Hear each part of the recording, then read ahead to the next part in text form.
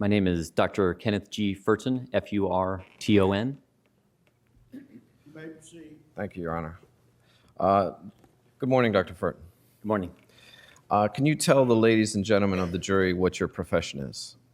Yes, I'm a professor in the Department of Chemistry and Biochemistry at Florida International University. I am also the Director Emeritus of the International Forensic Research Institute and the Dean of the College of Arts and Sciences at FIU. And how long have you been employed there? For 23 years. Okay. And can you share with us your educational background? Yes, I have a bachelor's degree in forensic science, a PhD in analytical chemistry. I then completed a postdoctoral studies in the United Kingdom for 2 years in nuclear science. And for the last 23 years, I've been on faculty at FIU in Miami. Okay. And what is your area of expertise? I focus on area of chemistry dealing with separating, identifying, and quantifying complex mixtures of chemicals. And for the last 18 years, I focused on studying the chemicals that are given off by forensic specimens in order to be able to see how canines locate forensic specimens, as well as how machines can be developed to either complement or replace biological detectors. Okay. And have you had the opportunity to study human decomposition and the Yes, chemical breakdown? Oh, yes, I have. Can you share with the ladies and gentlemen of the jury what your experience is in that area? Yes, since about 2003, my research group has been looking at the volatile chemicals that are given off by live humans as well as human remains, with the idea of trying to identify individuals, live individuals, and also try to locate the human remains based on the characteristic chemicals that are given off after a person is deceased. And have you published any peer review articles in the area of human decomposition? Yes, I have. How many? We have, I have a master's student and a PhD student who have published their thesis and dissertation. And then we have two peer-reviewed journal articles, one in 2003 and one in 2011. How does that work when you have students that have published work? Do you have any involvement in that? Yes, the way it works is I directly supervise the students' research, so they have to develop a certain level of independence of their own projects, but I also join them in some cases in the lab, and I actually just came back early from a week-long field trip with several graduate students out in California doing research on human scent. Now, have you also received any grants in the area to study the area of human decomposition from our government?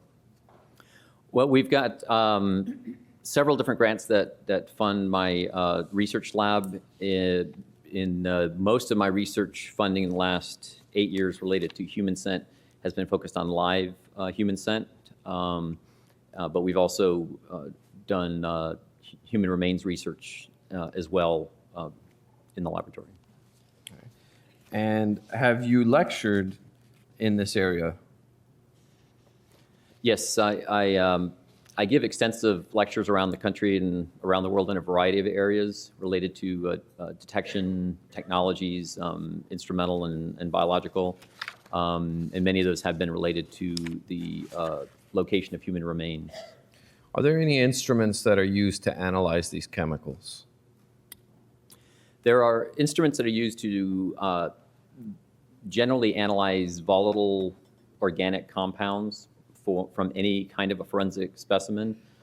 There's currently no instrument specifically designed for identifying human remains. Okay.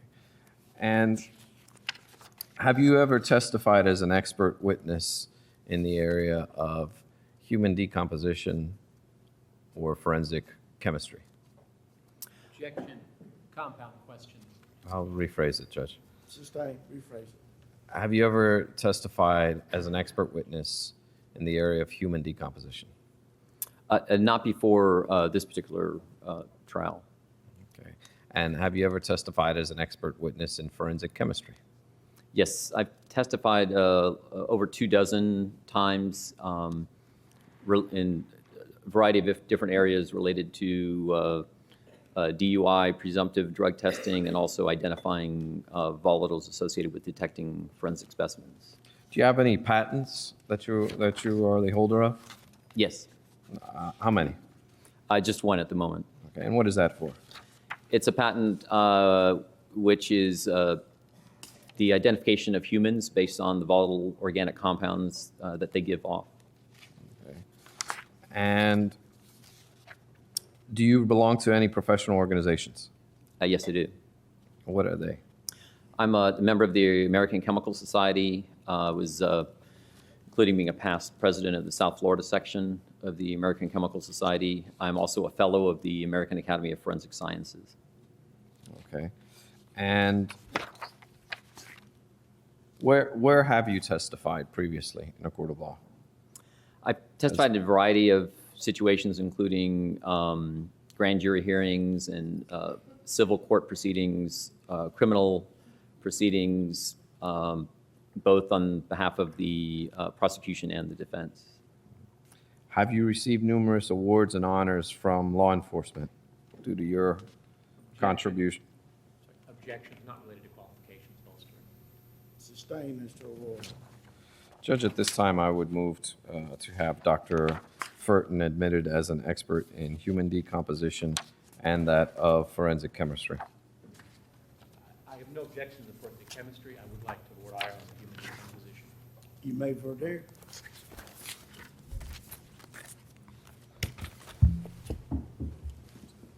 Doctor, your Yes. work in the study of human decomposition is from the perspective of what a human remains detection dog would alert to. In other words, your studies began in studying the training aids and the chemical composition of those. Is that correct? That's correct. Right. And in fact, until very recently, let me start over. When we say your studies, we actually mean your students' studies, correct? They're the studies that are done, completed under my direction, Right, but by your students as the primary researchers. by my students as well as myself. And up until just recently, that study did not deal with studying the decomposition of whole human cadavers. It was decomposition of training aids used by dogs, correct? Yes, the one master student worked on training aids, which would be human remains components, and then the most recent PhD student worked with whole human remains. Right. Other than that, other than studying the compounds given off by training aids and then in one study by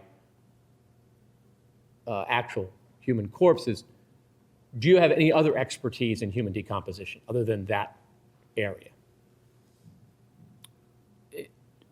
In other words, human decomposition is a very broad subject matter.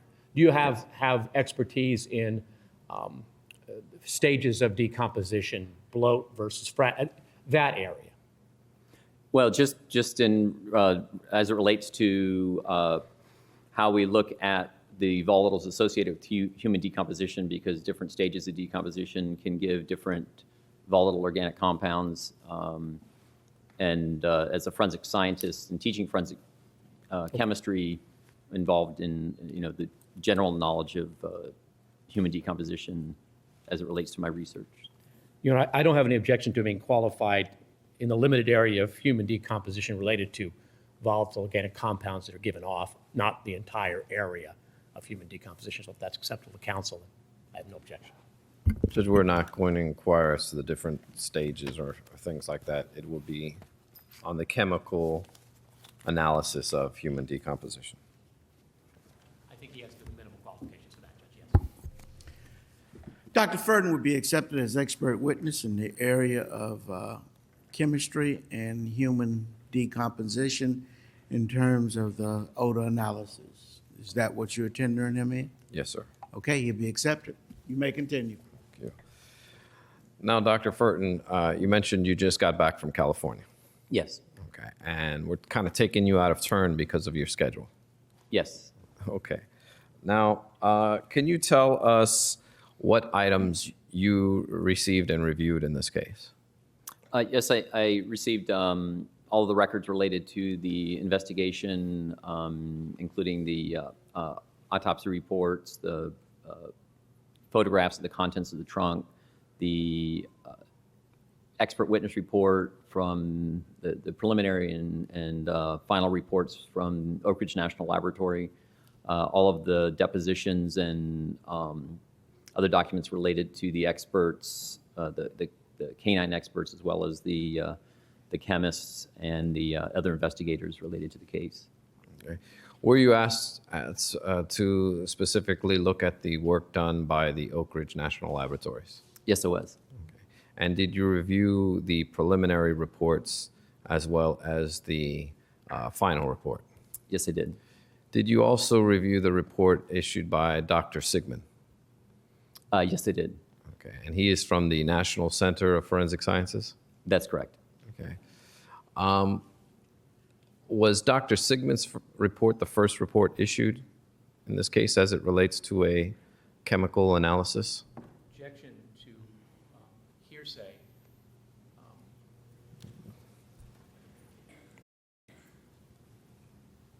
Overruled at this point.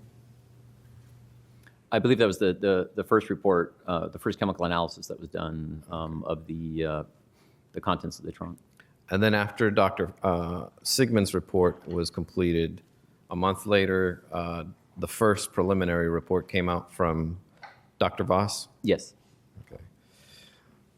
Now, did you put together a, well, let me ask you this. Do you have you also reviewed numerous studies or all different studies having to do with the study of human decomposition? Yes, I have. Okay. And do you have an opinion as to whether there is a unique signature of chemical compounds that could tell you if it is human decomposition? Yes, I do. And what is that opinion? Can you tell the ladies and gentlemen of the jury? Yeah, well, it's based on the research that we've conducted over the last 8 years and all of the peer-reviewed literature that I've been able to review, as well as including our studies. It's my expert opinion that there's currently no instrumental method that's been scientifically validated to the level that it could be used to identify the presence or absence of human remains based on the chemical residues that are present. Okay. Have you prepared a PowerPoint presentation that would assist you in explaining to the jury this incredibly complex and boring area of forensic science? Yes, I have. Okay. Would that assist them in as a demonstrative aid? I hope so. Yeah. Okay. Judge, at this time, we'd like to connect the Dr. Furton's computer to be able to show these PowerPoint presentation. I don't have an objection. Do we have a copy to have marked to make sure we have Yes. a record of exactly what was shown? Absolutely. It's been offered as a demonstrative aid. Can I just take a look at it and make sure the one area that we discussed is... Mr. Baez, is it being offered only as a demonstrative aid? Yes, sir. Okay. You will be permitted to show it to the jury.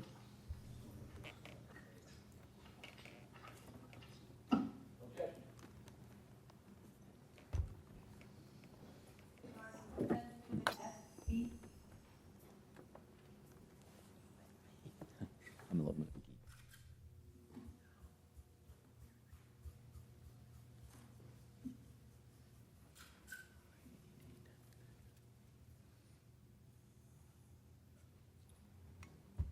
May I publish to both the witness and the jury, Your Honor? You may. Okay.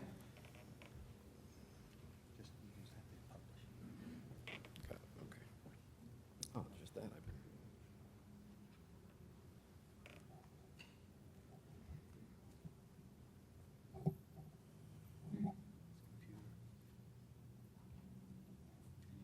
FN, F8.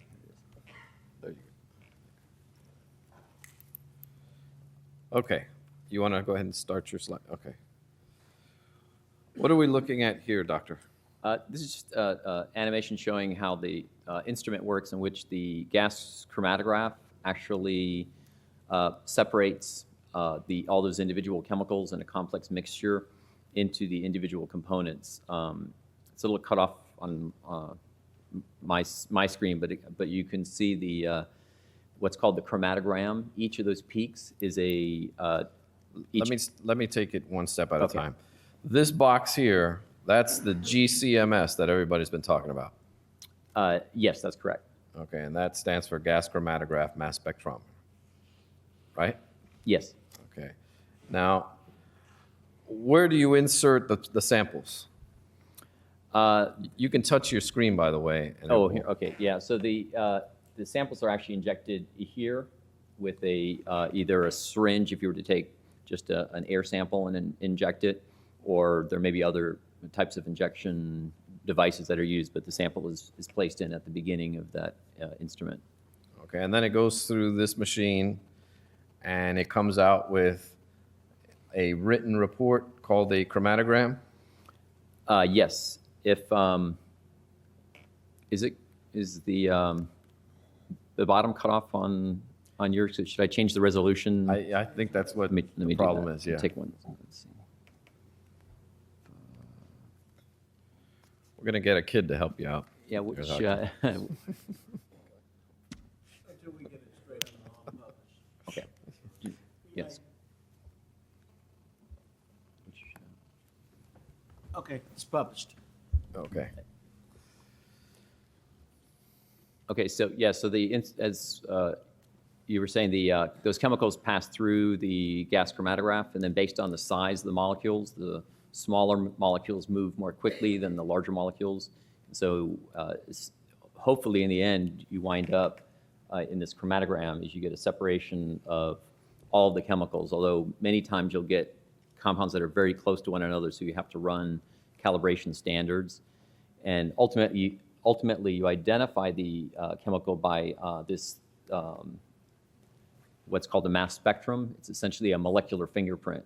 So the molecule is fragmented, breaks into that mass spectrum, and then use that along with the retention time with known standards to get the identity of what are the chemicals in the mixture. Let me stop you there. What do you mean by known standards? What does that mean? It's you buy standards from a chemical company which have a confirmed identity, and you run those on your instrument, and you confirm where the peaks come out in terms of retention time and how the mass spectrum looks on your instrument, because that's the only way that you can be certain of the identity of a chemical. So you buy chemicals from a company that says, this is definitely this chemical. You insert it in, and you can compare it to what your results are. Correct. And this chromatogram, does it tell you how much of a specific chemical is there? No, it doesn't. It only gives you, you can get an idea of relative abundances. So based on the different sizes of the peaks, that can give you an estimation of the relative amount. So, a peak here, which is smaller than this one, will give you an idea of the relative ratios. But ultimately, you need to run what's called a calibration curve, in which you inject those standards that you purchase. You run them on the instrument at different concentrations. And then when you inject your sample, you make sure that your sample has the same peak area response that's within your calibration curves. That's the only way you can do what's called quantification, or determine the exact amount of the chemical. So unless you do this, you don't know how much of a specific chemical is there, right? That's correct. And all this will tell you is that a specific chemical is there and how much it compares from one chemical to another. Objection, leading and asked and answered. Sustained is deleted. What will this tell you, sir? That will just give you an indication of the approximate relative ratios of the chemicals, but not the absolute amount in terms of total number of molecules or grams or a concentration unit. And when you say relative, you're referring to one chemical versus another. Right, within the same run. Okay. All right. What's the next slide you got? Okay, so what we've done is I apologize, it's a very busy slide, but what we've done is run, if you take each of those peaks, the different chemical of each peak has a different color, and I put it in a bar graph form. So F7 here is one person, female 7. Oops, sorry, not very good. And then we put her relative ratio of compounds in one run. And when you do that, this is 5 females and 5 males compared, and looking at the relative ratios of characteristic compounds. These are 24 primary odor compounds that we have identified from living humans. When we do that, and we've developed a database and looked at background chemicals, we can discriminate the individuals with over a 99% discrimination ability using a 0.9 threshold by a technique called Spearman rank correlation. All right, let me stop you there because you're starting to lose me. Okay. These are all people that are living. Yes. Okay, and this is kind of like you're identifying what kind of chemicals their bodies give off? Yes, you can kind of think of it as like a human barcode in terms of the chemicals that a living person gives off. Okay, so all of these lines here represent a different person. That's correct. Okay, and from what you're seeing here, there are different chemicals for different people that they give off. Yes, so if you just visually look at those 10 barcodes for 10 individuals, you can see that each person has a unique pattern of chemicals. Okay, so everybody's different. Yes. All right, got that. All right, is there anything else other on this? No, just that, and then we've, by doing enough analyses, you have to assert some level of confidence to the measurement, and so we've applied a variety of different statistical methods, and I won't bore you with all the different techniques, but the one that's very simple to explain is this Spearman rank correlation. You just look at the most abundant to the least abundant. It essentially gives a number associated with each one, so it's almost like a barcode. It's very simple and easy to apply.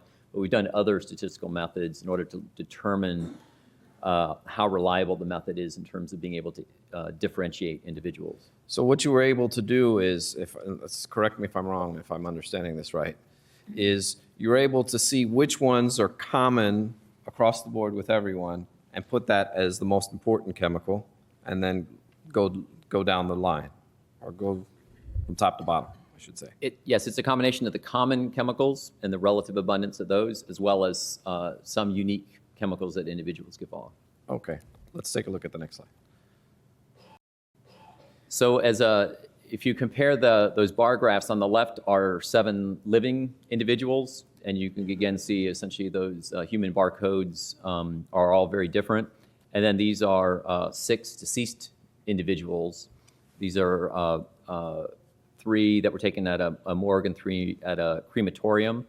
And you can see that deceased individuals look more similar to each other than living individuals. And so the idea is to try to look at what are the most important chemicals that are associated with human decomposition in order to be able to use those chemicals as a tool for locating human remains. Okay, let's go to the next. What are we looking at here? So this is a table that I put together that shows the 20 most abundant chemicals. So we saw this in 20, the majority of the samples that were taken from the morgue. This is 21 individuals at a morgue and 6 individuals at a crematorium, deceased individuals. And the idea is to try to look at what are the chemicals that are most common, most abundant and most common, and then compare them at different locations in order to try to get to these characteristic compounds that could be used for locating human remains. Okay. And so this right here puts an X next to which ones were found common in both of these locations. Yes. Okay. And if there's nothing there, they were not in both. That's correct. Okay. All right, the next slide. We've also done this for other decomposing animals. So this is just an example showing these are actual decomposing canines. These are portions of tuna, chicken, lamb, pork, and beef. So they're not the whole animal, but portions of the animal. And then these are the actual whole human deceased individuals. So what is this telling us here? It's again, the idea is to try to identify what are compounds that are coming from non-human decompositional events, because those compounds would not be specific for human decomposition, and you would either have to exclude them as part of your statistical method or be cautious in terms of how you develop a method that would give you a measure of the error rate of your method. Is there some overlap, chemicals that are found in both? Yes, there's quite a bit of overlap between decomposing organic matter, including decomposing animal remains. Okay, let's go to the next. I've also have a larger table that I put together that. Would that assist you in explaining that yes. to the jury?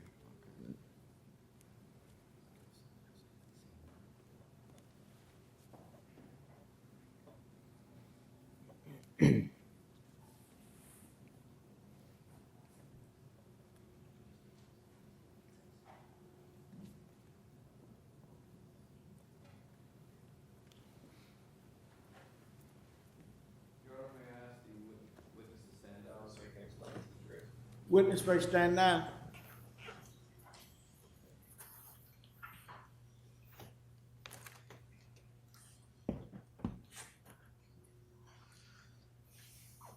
Yeah, so this is, sorry, give you a microphone. And I have it muted, so you're gonna have to wait till I get back to it. Unless you put it in your pocket. They're both muted. So.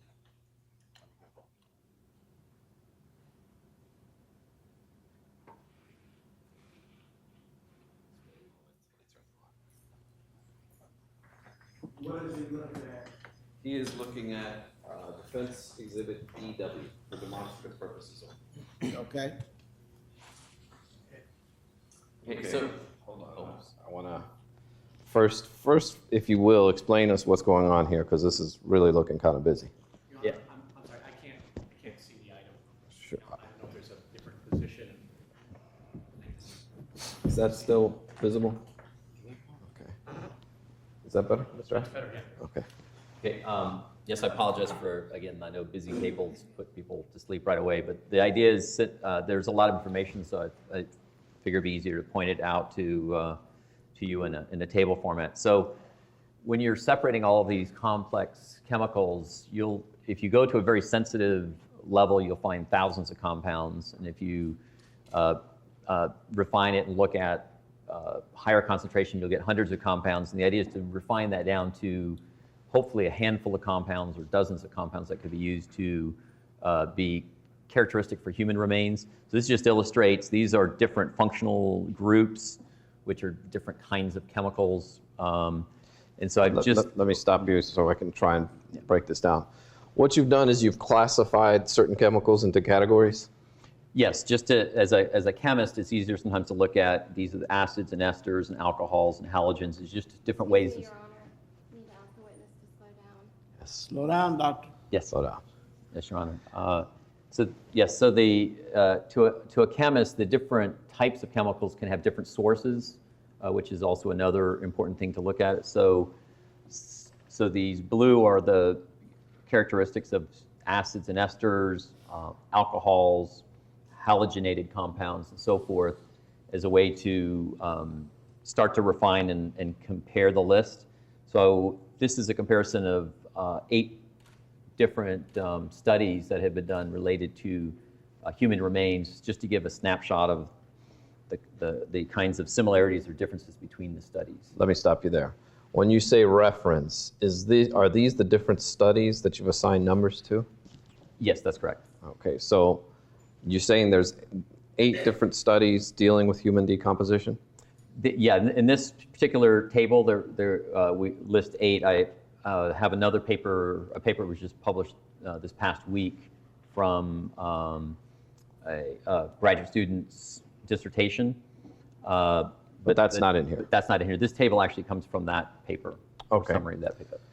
All right, and there's 8, but I see a number 10 here. What is that? Oh, yeah, I think these were the references that came out of the publication. So it's Okay. not necessarily in, 1 through 8. All right, and do you include the papers done by Dr. Voss? Yes, I did. Okay, and that is what's highlighted in yellow? Correct. Okay, so is this a breakdown of what Dr. Voss finds versus what other people find? Objection under the Caylee case, Your Honor. Approach the bench, I can explain more. Yes. Okay, rephrase the question. Yes, sir. Now, Dr. Furton, the methodologies from all of these different studies are different, are they not? Yes. Okay. Some are similar, but many of the studies are very different. And basically, they have bodies, they study decomposing bodies at different stages, Yes, as well as different locations. Some are buried, some are above ground. correct. And this is what appears to be a table of all of those different studies and the chemicals that they found based on their methodologies. That's correct. Okay, I just wanted to clear that up. And so what are we looking at here? Okay, so the idea is that when you're trying to locate human remains, which could either be a whole body or a portion of an individual, we're looking at what are the chemicals that are given off by a deceased individual or portions of a deceased individual.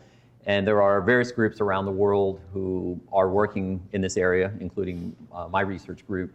And the idea is in order to reach a scientific consensus, is to work towards some idea of what are the most important chemicals that could be used in order to reliably locate human remains. And so this is a summary based on just a portion of all of the compounds that have been presented to try to get to certain compounds. For example, you'll see toluene, when you have the majority of the studies have identified toluene, or the sulfides, disulfides, trisulfides. You see the majority of the studies agree. That indicates, not necessarily with certainty, but it indicates that those could be important compounds to be included in a database for identifying humans. Now, just so we have the numbers right, Dr. Voss's studies, his 2 papers, would be 6 and 7. That's correct. Okay, and we've heard a lot about this guy, the Greek. I don't want to butcher his name, Stathropoulos. Stathropoulos, yes. Okay, and he is from Greece, Yes.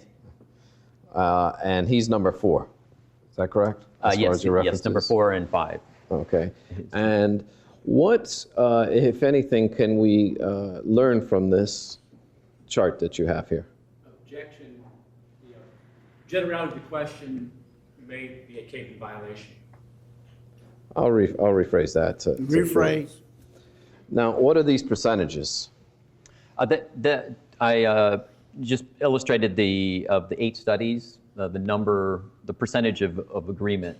So if most of the percentages were above 50%, that would indicate general agreement amongst the different research groups around the world studying the volatiles associated with human decomposition. And you'll see that generally the numbers are well below 50, in some cases are only about a quarter, about 25%, which means there's more disagreement than there is agreement at the moment between the different studies that have been completed. And that takes into account also that there are different methodologies and Yes. different studies.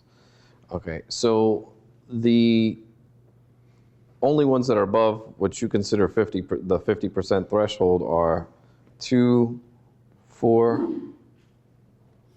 chemicals? Yeah, at least in this for this summary chart, those 4 chemicals give you an idea of some compounds that there seems to be some general agreement amongst, which are the cyclic hydrocarbons, the toluene, paraxylene, and the sulfides, dimethyl disulfide and dimethyl. Slow it down. Yes, sorry. Toluene and paraxylene, as well as the sulfides, dimethyl disulfide and dimethyl trisulfide. Okay. Did you want to say anything, explain anything else here, or did you prefer to go back to your PowerPoint? I think that is sufficient. Okay. Yeah, I'll take that from you.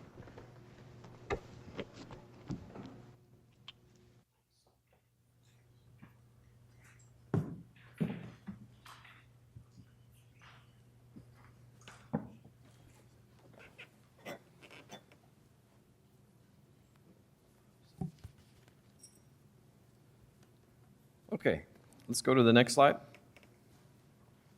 Now, what are we looking at here?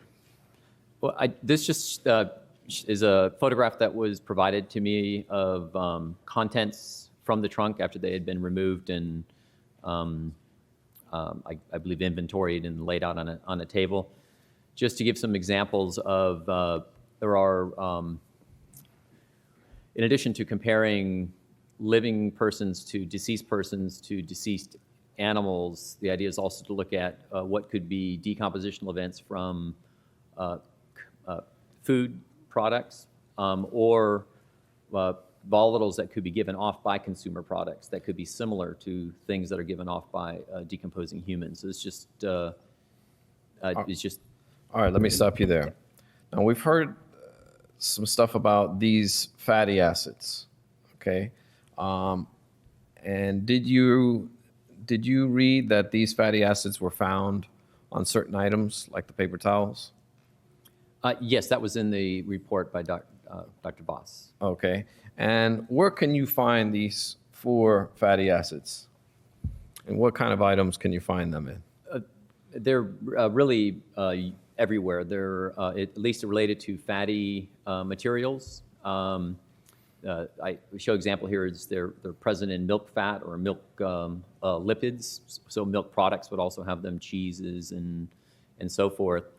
And they're the same compounds that are found in humans. So body fat, particularly when a person begins to decompose, the body fat can hydrolyze and produce these same fatty acids. And the ratios will change over time as well, but the same chemicals are seen in human fat as well as animal fat products. And the chemical compounds dealing with sodium, calcium, magnesium, and iron, where can you find those? Similarly, they're found in many, in fact, most products that we consume. So example I just show here is milk. So these are the elements that are in our body because we drink milk or other other liquids or food materials that contain these elements. Okay. So are these, do you have an opinion as to whether these fatty acids are unique to human decomposition? They're certainly not unique to human decomposition, and that's one of the reasons that the science there's not a sufficiently reliable scientific method to be able to identify the presence or absence of human remains, because you would have to know what all of the background chemicals are and the ratios of the various different chemicals in order to determine a statistical significance to a finding when you do a measurement. Okay. And what about these chemicals? Are they unique to human decomposition? No, they're not. All right, do you have another slide? Just another one. There are other, just a couple of examples because of the one was milk products. This would be pork and beef, common kind of food items that we would consume. There was hard salami, a wrapper for hard salami present. It just gives an example. They would also contain the same fatty acids, the same elements that were reported in the report by Dr. Voss. Okay. Any other? The next slide, or is that your final slide? That's it. Okay. Now, In looking at the, actually, let me ask you about chloroform. Did you see a quantitative analysis done by Oak Ridge National Laboratories? No, I did not. Okay. Explain to us why it's important to do a quantitative versus a qualitative analysis. Yes, sir. It's the original slide I showed you with the separation of the chemicals and then doing a calibration curve. That's the only way you can actually know the concentration of the chemicals that are present in a substance. And then you would compare that to the concentration that you would find in, say, consumer products or other decompositional events, human or non-human, in order to get some measure of the importance of the match. You would need to know the concentration. Where can you find chloroform? It's pretty much everywhere. It's a very common chemical in very low quantities. It can be very high in certain products, certain consumer products such as bleach. Objection. I believe, if I may take the counsel for a moment. Yeah.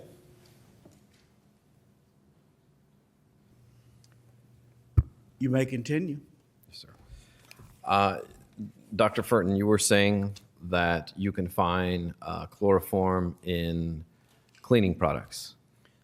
Yes, yes. It's one of the it's seen in many different products, and depending on the concentration level, including even drinking water. But in consumer products, one of the products where you see a very large amount of chloroform as well as carbon tetrachloride is household bleach, and there have been studies showing that they can be produced at very high levels. Can you give the jury some examples of other products that you can find in your home that contain chloroform? Yes, it's a little scary when you think about it, because the World Health Organization has generated reports and done surveys of what compound or what. Your Honor, objection. This is the World Health Organization studies are the ones that we spoke about that. Sustain. Tell us what you can find. Just answer the question. Yeah, okay. It's found in everything from drinking water to household foods, things like cheeses and even soft drinks. We need to approach. I have an objection, and I need to show you that. Okay. Judge, I would object. I think we've covered this area. Folks, just approach the sidebar.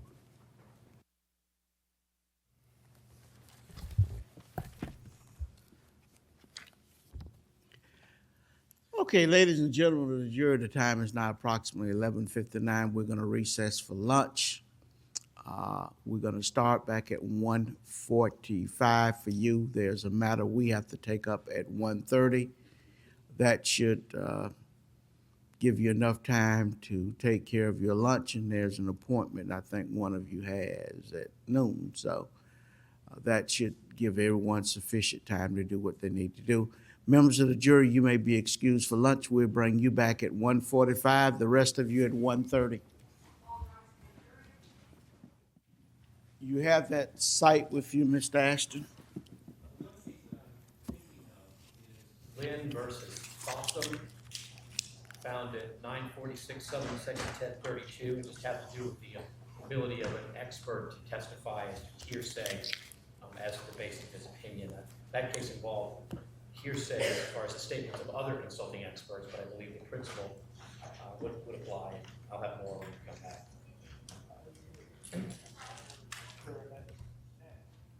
Okay, we'll be in recess to 1:30. Okay, let the record reflect that the defendant is present along with counsel for the defendant, assistant state attorneys. Okay, both sides ready to proceed? Yes, sir. Yes, sir, with the proffer matter. Judge, I'm going to object to any proffer. The court's ruled we're in a proper line of questioning. I'm not interested in pre-trying my case for the prosecutor to have another look. This has been going on far too often, and I think the court has ruled in our favor, and unless, of course, if the court instructs me to do so, I will do so, but it'll certainly be over our objection. Well, I don't necessarily think we need to proffer, but if you've read the case that Mr. Ashton cited, as long as the doctor has given his opinions, but if he's just going to simply regurgitate something that's taken out of an article. Which I don't believe he was doing. I don't know what he's going to do, and I will trust that that's what he's not going to do, because it would be, as the Lynn case says, inadmissible hearsay. According to his deposition, his only knowledge as to whether commercial products contain chloroform is from internet research. So I will state as an officer of the court that having been asked that question at the deposition, he's indicated that the source of that information is hearsay. So under Lynn and in fact, I looked up, Professor Earhart actually has a section where he discusses Lynn, and I think concludes, as I do, that the ruling in Lynn indicates that a witness cannot testify on direct to the underlying facts that his opinion is based on if those facts are not admissible. Anything that Dr. Furton would say about his research, internet research, or research to sources about whether certain cleaning products contain certain amounts of chloroform or other products is hearsay. And I believe that my objection was when he started to go into the specific matters that were contained therein, and I believe that Lynn clearly says that that is not admissible. Well, I'm not going to require proffer, but let's just make sure he does not, because let me tell you what will happen. Let me finish. Yes, sir. If it comes out on cross-examination that this is based entirely upon hearsay, then his testimony is subject to being stricken with an instruction to disregard. So you might want to talk with him about it, but I'm not going to require that you proffer. But that's the end result of that, if that occurs. And I don't know what has occurred. I don't know what he's going to be basing his opinion on. I would just reiterate what the court had said at sidebar in reference to, and this is the correct interpretation, Your Honor's interpretation is the correct interpretation of Lynn, that if the facts or data are the type reasonably relied upon by experts in the subject, as is the internet, and as is textbooks and different things, all of it comes from hearsay. So if it's reasonably relied upon by experts in this field, then I think it's admissible, and Lynn does not apply.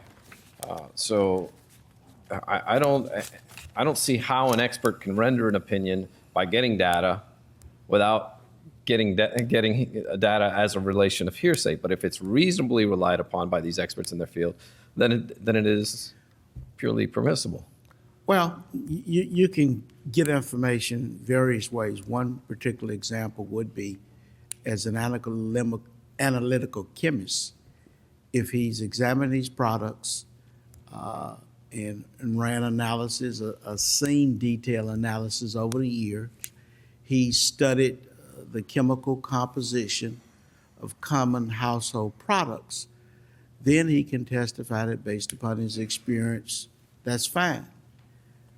The flip side to that is if I do an internet search and I determine that compound H is basically made up of A and B, and that is the sole basis of my knowledge, and I regurgitate to you simply that, and it is not the sum total of what I've read and what I've researched, then that's where you run into a Lynn problem. I don't know what he's going to say or what the basis is, what he's going to say. If this is newfound knowledge and is based solely upon what he read on the internet, well, you don't need an expert to do that. We all could read articles on the internet and come back and talk about it. So, I will call him to see what the basis of his knowledge is. so I'm not requiring, as you requested for you, to proffer, but we got about 5 more minutes before I told this jury, well, 6 more minutes that we were going to start. So if you want to step outside and confer with him, you can. Okay. If I can have a moment, Your Honor. You may. Can I proceed? Okay, both sides ready to proceed? Are we proceeding with proffer or proceeding to the jury? Do with the short proffer. Okay. The basis of his knowledge. You understand I'm not requiring you to proffer? Absolutely. Okay, I just want to avoid any further delays. all right. Dr. Furton, can you explain to us the basis of your knowledge on chloroform? Based on general knowledge of volatile toxic chemicals such as chloroform being present. And would that be through your education and experience? Yes. Okay. And have you, even prior to this case, relied on scientific journals and treatises to gain knowledge on chloroform, where it's found, and in as far as levels are concerned as well? Yes, I have. Okay. And at the Fry hearing, you testified from a report. What report, or a study, I should say? What study is that exactly? I referred to the World Health Organization has reports on toxic chemicals in the environment and in households. And so I referred to the World Health Organization report on chloroform, which lists, essentially it's a thorough review of the documents and peer-reviewed articles that refer to chloroform in various environments. And how many times have you had chloroform show up on samples as you've been, I'm sorry, let me strike that. How long have you been using a gas chromatograph mass spectrometer? About 25 years.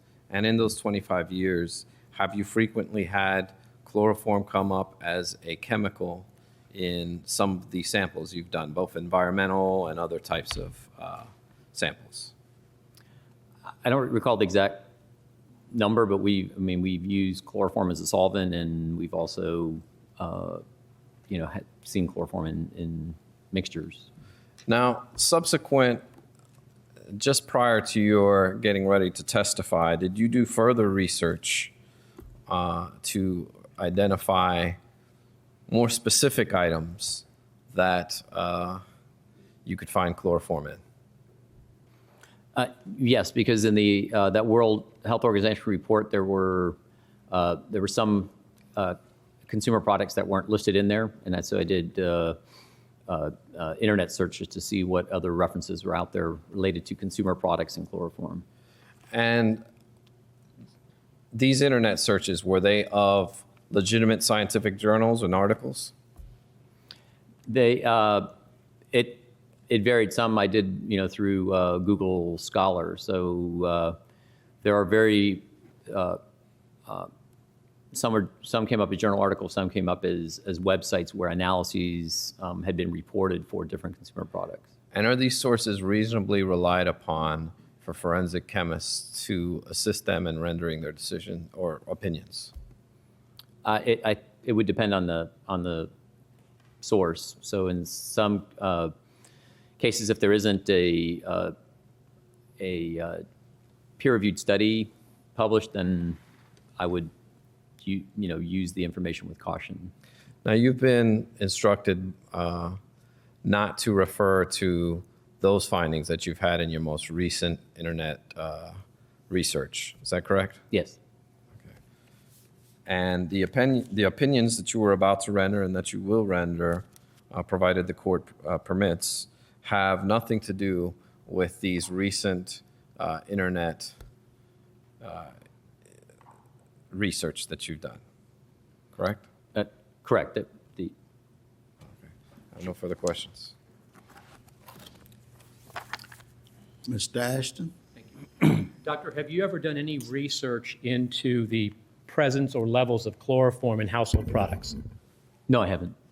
Is everything you know about which household products contain chloroform and to what extent all based on what you've read from various sources? Yes. Well, my knowledge and experience as a analytical chemist and the journal articles and government reports that I've read, yes. Well, if you have never done any research in the presence of chloroform, what experience are you talking about, other than reading? As an expert in the field of analytical chemistry, that's my life, is separating, identifying, quantifying mixtures, and chloroform is like one of many chemicals. I understand that. Yes. The specific question is your testimony about its presence in common household products and the amount. That is completely based on what you've read, correct? It's not based on any tests you've done. As are my opinions related to the studies done by Voss and others. Yes, they're based on peer-reviewed journal articles or government reports. Right. I just wanted to make sure we understood that. Your Honor, I don't know if you want me to argue the Go ahead. point. The witness can give an opinion. The difficulty is that Lynn indicates that he's not permitted to announce to the jury the hearsay upon which it's based. So I have no objection to him expressing some opinion, but for him to regurgitate to the jury what he's read, either in preparation for this case or in the past, is a violation of Lynn. Lynn indicates that a witness may not be used as a conduit for hearsay information. If the defense wants the jury to believe that a particular cleaning product is a possible source of chloroform, then they need to present that to the jury in a manner that can be cross-examined, not by someone saying, I read it somewhere. The opinion still comes in. And if I choose to challenge the basis of that opinion, then it may become admissible. But at this point, the defense, according to Lynn, cannot have this witness testify in direct examination and regurgitate the inadmissible parts of his opinion. And if I may quote Mr. Mason's friend, Professor Earhart, just a moment, I'm sorry.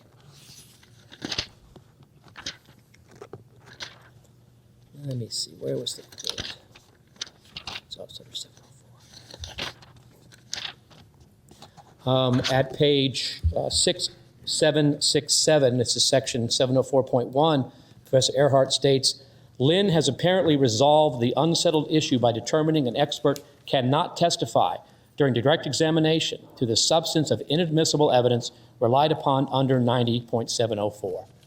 And for this witness to testify to this jury that this product has this level of chloroform, has this chemical makeup, when that's based upon hearsay, Lynn says would be inadmissible. Respond. Yeah.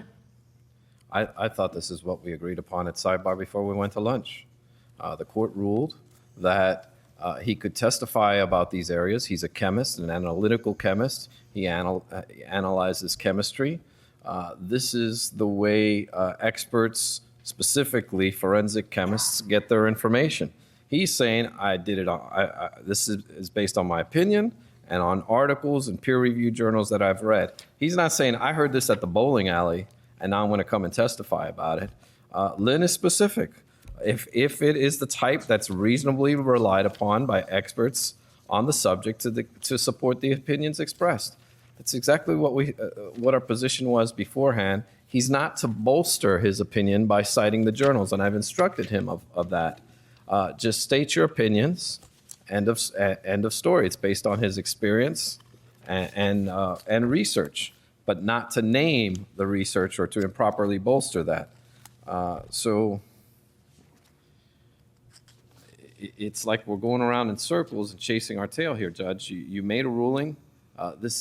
The experts' opinions are based on and reasonably relied upon by experts in this field.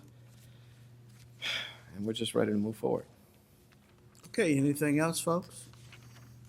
No, I think the court understands my argument. The doctor can give his opinion. He doesn't necessarily need to give the basis of the data relied upon. He can just simply regurgitate what his opinion is. I've made it clear also to the witness that if he's cross-examined on these specific issues as to where he gets his knowledge from, then he can use and cite the basis of that. Am I correct in that assumption, sir? You are exactly correct. Do you understand all the instructions, Dr. Furton? Yes, I do. Okay. We're ready, Judge. Okay. Let's return to jury. Stay recognized presence of jury. Yes, sir. Defense. Yes, sir, we do. Good afternoon, ladies and gentlemen of the jury. Did you heed all of my previous admonitions? You may continue. Thank you, Your Honor. May it please the court, Mr. Ashton. Good afternoon, ladies and gentlemen. Good afternoon, Doctor. Good afternoon. Dr. Furton, where we left off, you were explaining to the jury what types of products that you can commonly find chloroform in. Can you explain to them the different array of products? Same objection, Judge. This isn't an opinion. See. Lynn, statement of fact. Overruled. The most common place you find chloroform is when chlorine reacts with organic compounds. So when you, household bleach contains chloroform because of the reaction of the a very strong sodium hypochlorite reacting with organic compounds, usually fragrances or things that might be in the bleach. Can you speak a little closer to the microphone? Oh, sorry. Yes.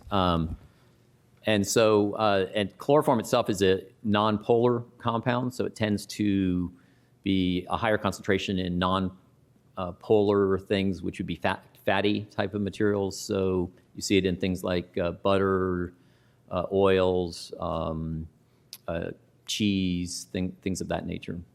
Okay. And you also said we could find it in water? Yes, because chlorinated drinking water, because there are organic compounds in drinking water. When it's chlorinated, chloroform is formed.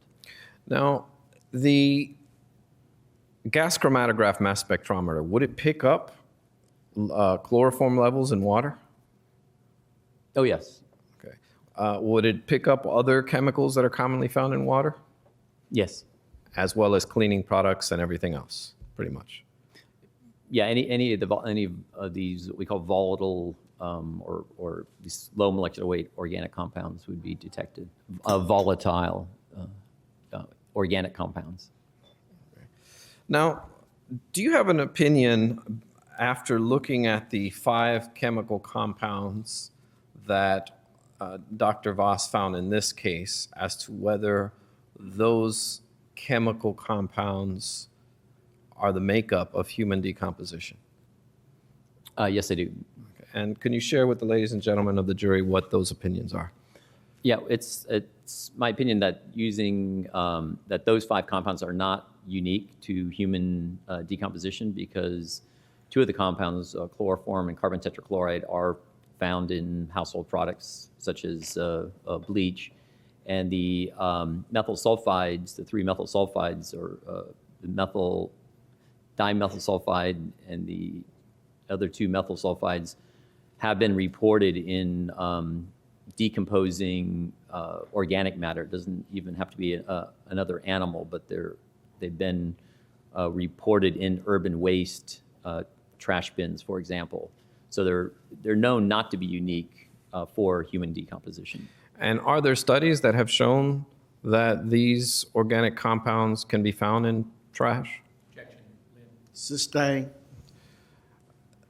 And do you have any other opinions based on those 5, or is that pretty much the sum of it? Yeah, that's pretty much the sum of it, that we know those 5 are not unique to human decomposition, so cannot be relied upon to make that conclusion. Okay, I have no further questions. Cross-examination. Good afternoon, doctor. Good afternoon. Have you ever examined the spare tire cover that was tested by Oak Ridge National Laboratory?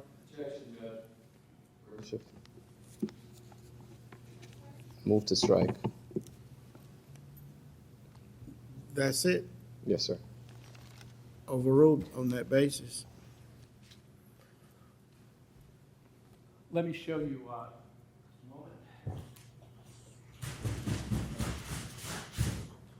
It's also beyond the scope, Judge.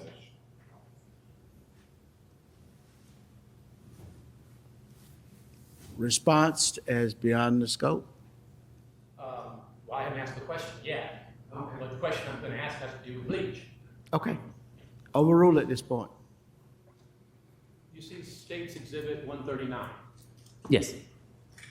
Take it, you would accept the first of my question that this is the spare tire cover that was, portion of which was tested by the Oak Ridge National Laboratory. All right? Yes. See any bleach stains on that? Not that are apparent to me. There's a whole big, the portion that was, Overruled. Judge, the question he just asked him, there's a missing part of that was Overruled. inspected. The chemical reactions that you're referring to that could coincidentally create chloroform don't happen in a vacuum. They don't create just chloroform, do they? Organic compounds, correct. Particularly the reaction between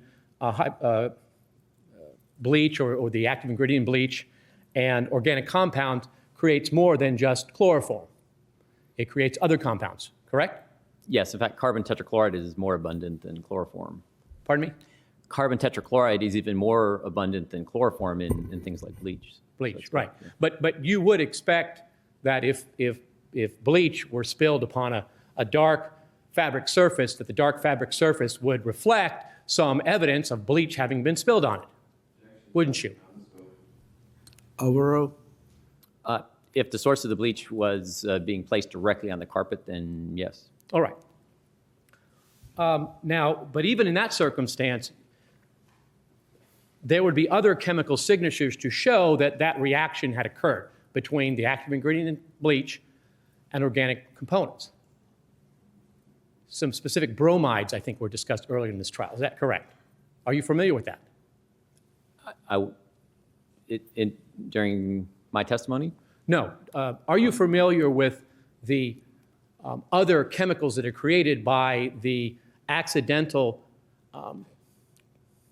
the process that creates chloroform through the contact between chlorine and organic material creates more than just chlorine? What are the other things it creates? I know that it can create other things. I don't know of anybody who's done a peer-reviewed study on that, and it wasn't in any of the reports I was asked to review. So you don't have any idea whether that coincidental reaction that you've suggested would have left other indicia that are not in this case, that weren't found. Did you understand my question? That may have been inartfully done. Yes, no, I understand it. It may have, but that would need to be researched and published in order to use that as part of an analysis. Did you research to determine whether there are articles in peer-reviewed publications that discuss that accidental creation of chloroform and what else is created? There were no articles that I came across in my research or that I was made aware of. Did you find an article in an Iranian journal that discussed that coincidental creation of chloroform? And Do you recall that? No, I never had Iranian. I would think I would have remembered an Iranian journal article. So your research in this area only went as far as that, yes, it can be accidentally created, but not deeper into what else might be created so we could determine whether it actually happened or not. No, the fact that there's so many things that can happen is exactly why I have the opinion that I have, which is that this is an ongoing research study that needs to be analyzed in order to make those determinations. One journal article in an Iranian journal wouldn't be sufficient to be relied upon to make a conclusion in a forensic case. But how many articles are you relying upon in telling this jury that chloroform can be accidentally created through the combination of chlorine and organic compounds? How many articles are you relying on for that you tell this jury? Well, I just gave one. I have one example article that I put in my report just to give as an example, but there are many, many other sources of chloroform. And what did that article say about the other compounds that are created by this coincidental creation of chloroform? I don't recall. As I said, I'm not involved in, I wasn't trying to come up with an interpretation of a particular outcome. The idea was to illustrate that chloroform and carbon tetrachloride were relied upon as 2 of the 5 compounds to determine that there's a human origin, but we know that they can come from non-human sources. So you weren't trying to figure out where they actually came from. You were just trying to see if there was some other explanation that you could come up with. No, I was trying to see where they came from, which is that they did not, and also the reason we compared to other studies is whether they came from a human origin or whether they could come from a consumer origin. But I'm not saying they had to come from bleach. I'm saying there are any number of potential sources that the chloroform could come from. That was one example. Exactly. And each one of those sources, chloroform comes with something else. Correct? With everything comes with something else. That's what is And involved so in chemistry. in determining whether any particular appearance of chloroform is due to one of those sources, all you have to do is look to see if those other things are also there. Yeah, that was not done in this study, in this report. That's exactly my point. And you didn't do it either. No, because I have the opinion that it's not possible at this moment. It's ongoing research. That would be later on, once compounds are identified. If chloroform were a characteristic compound for human decomposition, then that would be very important to do to see what levels it is relative to things that could be from non-human decomposition. But as far as whether the chloroform in this case came from someone mixing chloroform and deliberately administering it to a child versus it being created by some accidental reaction, you didn't really go too far into figuring out which one it was. Would that be fair to say? That's correct. The same thing with its presence in butter or cheese. There are other things that should have been found. Let me withdraw the question. Isn't chloroform a carcinogen? Yes, it is. And it's in butter and cheese? Yes, like I said, if you start looking at what toxic chemicals are present in the environment, it can be a little bit scary because they are present at various levels in many common compounds. In very, very, very small amounts, correct? In the parts per billion range. Typically a part per billion or a low part per million in some cases. In what substances does it appear in a low parts per million range?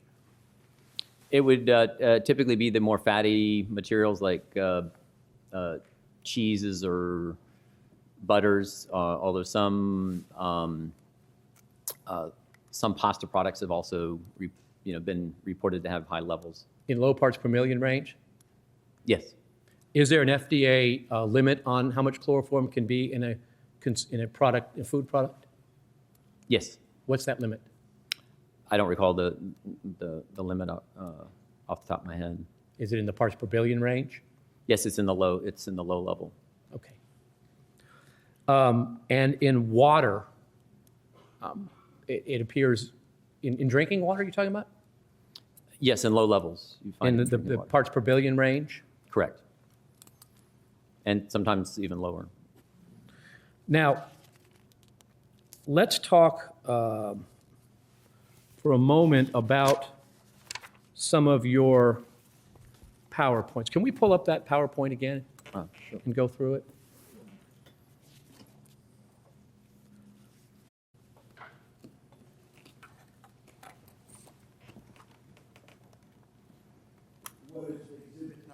I'll have to defer to counsel on that. I don't recall what the exhibit number. Madam Clerk? I don't think so. Exhibit FB.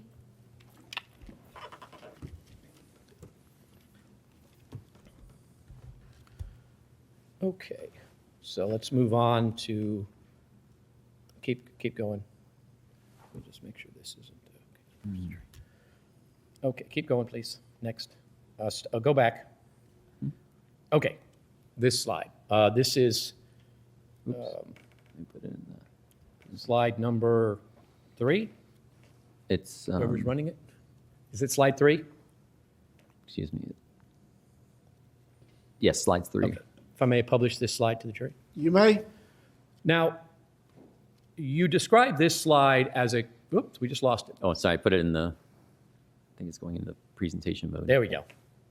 You described this slide as a comparison between the variations of the odor signatures of living human beings and dead ones. That'd be correct.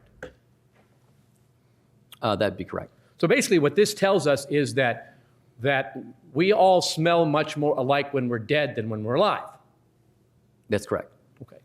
So this would tend to indicate that, at least potentially, there is some similarity in the odor of human decomposition among all people. Wouldn't that seem to indicate that? Yes. Okay. But your point is we haven't yet found that unique set of compounds or percentages of compounds that are unique to human beings. That's your point, correct? Yes, the compounds and the significance in terms of error rates. All right. And once jury says I'll unpublish that and go on to another one. Could I go to the next slide? Yes, this is the slide 4. I'll publish this if I may. Now, the interesting thing about this study is your student performed this study for a paper that was just published this year, correct? Yes, I completed the study with, my student did this under my direction. Right. But your student's the one that actually went to the morgue and got the samples and analyzed them and all that kind of thing, correct? That's correct. Now, what she did was she went to the morgue for the 21 bodies and took a device called a scent transfer unit. This is a device, I think you said it's not to make light of it because it's a serious device, but it sort of looks like a dust buster. Sucks air in through a certain filtering material which seeks to collect the organic compounds for later analysis or examination by a dog. Correct? Correct. The instrument is used by law enforcement agencies across the country for collecting human scent. We are applying it for a comparison of the human scent, of live human scent to human remains scent. Now, the particular, though, collection medium that you use for this device is actually inferior to the triple sorbent trap. It's not as good a collection device, correct? That's, I guess, yeah, that would be an accurate statement. Yeah. So the triple sorbent trap is likely to collect a great deal more compounds, a more variety of compounds than the filtering device that's used for this study, correct? I'd have to speculate, but it typically, depending on the concentration, if you went to lower concentration levels, you would probably collect similar compounds, but the triple sorbent trap would tend to collect a larger amount of the chemicals. It's more likely to get compounds that appear only in small amounts, correct? That's accurate, yes. Now, in this circumstance, your student that collected these items, basically, the way she did it was she basically held the device over basically the midsection of the corpse for about a minute, allowed air to come through the device, and then sampled the filtering device to see what compounds were found, correct? Yes, she sampled over the entire body for a period of 1 minute, which is the 1 minute is the same sampling time that is used by law enforcement agencies to sample live human odor. Now, she did not, though, take control samples of the morgue where she examined the bodies, correct? No, she did do some samplings away from the body, but there are background when you're dealing with as you can imagine, a morgue or a crematorium, there are compounds associated with human decomposition that are going to be ubiquitous. That are just going to be there all the time? Yes. Okay. So this wasn't done out in a natural environment, either on the ground or anything like that, correct? That's correct. Right. And in fact, there was a number of compounds that were found, according to this, in every body in the morgue, but sometimes in one or no bodies in the crematorium, correct? Yes. Wouldn't that tend to indicate that those might more likely be background rather than something coming off the body? That's a possibility. But she didn't really correct for that in this chart, correct? No, that's correct. This is ongoing research. Okay. All right. I think there may be one more I want to go to. Would you go to the next slide, please? Next. Okay. Yeah, we'll just speak about this one for a moment. This particular study, just so the jury's clear, the tuna, chicken, lamb, pork, those are testing of meats processed for human consumption, correct? Yes, they're the meats from the animal. But I mean, it wasn't a freshly slaughtered. It was basically she went to a restaurant and got rotted food of various things, or got it from Publix, and then tested it that way. It's processed, correct? Well, yeah, it's unprepared. It wasn't cooked, but yes, unprepared and then allowed to decompose. Okay. But this does actually demonstrate a great deal of consistency among human decomposition and a great difference from those animal sources. That's what this chart would seem to indicate, correct?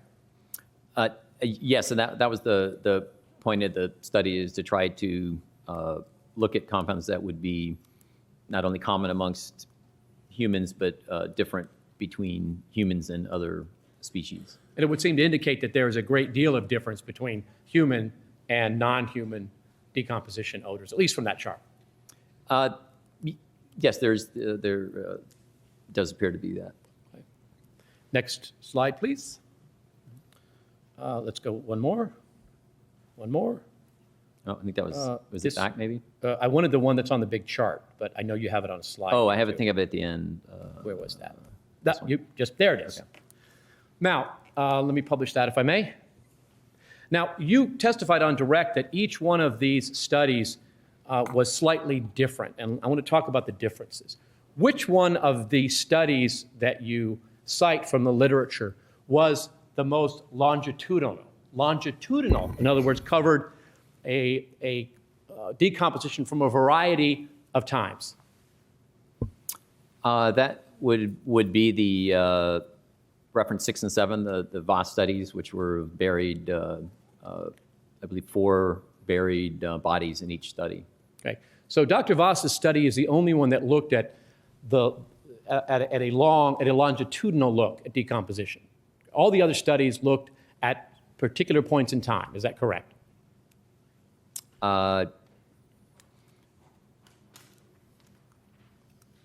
It would be in terms of whole bodies. That would be correct. That's yes. Correct. All right, we're going to get to the partial bodies in just a minute. How many of these studies use triple sorbent traps, which we've said was the more robust method of collection? Well, I don't know if I said it was a more robust method. It's a common method used for environmental sampling. Whichever, okay, whatever word you want to use. Which one of these used that method? I believe those are the Stathopoulos and the Voss articles. So those are the 2 papers that use the triple sorbent trap technique.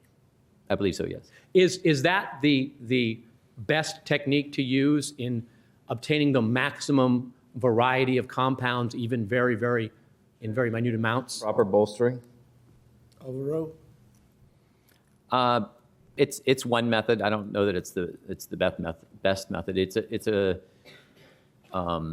commonly used method, so that it is. Now, of all of these studies that you cite, how many of them involved decomposition odors from whole bodies as opposed to parts? From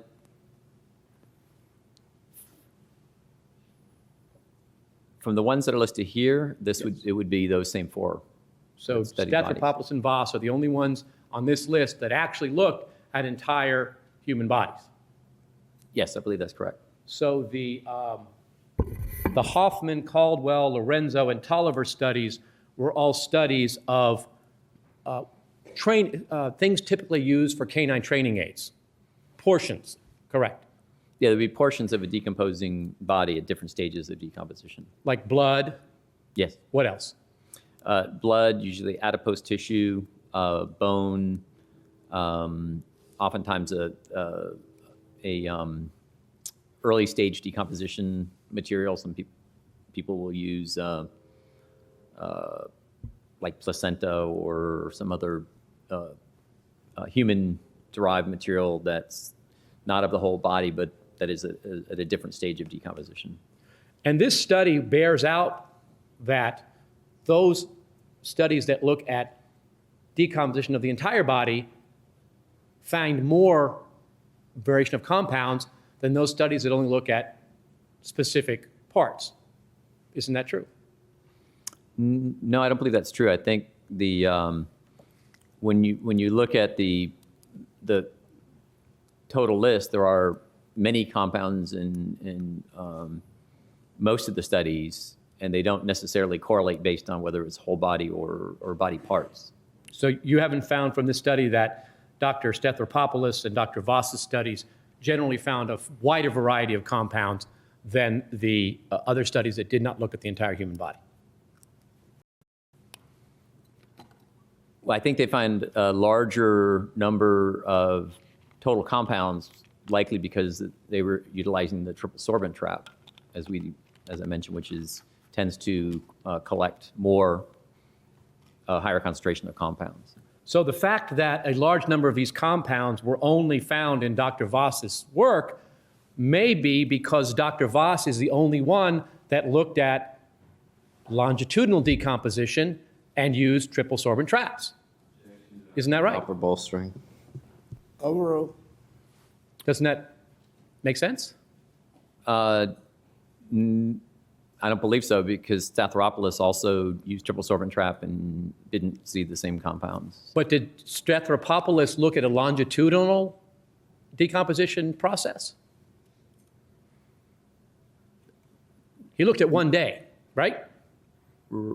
Correct. Stethropopoulos sampled his corpses 1 day, Correct.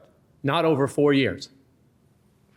Correct. But generally speaking, when a person decomposes and you see people become more similar in terms of the compounds they produce, it doesn't change from day to day. You get a consistency, which is what's happening when you move from a live human to human remains. Don't you agree that the compounds emanated from decomposition change over time based upon the stage of decomposition? Oh yes, you would see the ratios of compounds can change, and some the identity of compounds can change as the decomposition process proceeds. And of course, of all of these studies, how many of these studies looked at anaerobic decomposition? That is, decomposition in an oxygen limited or deprived environment. I believe the only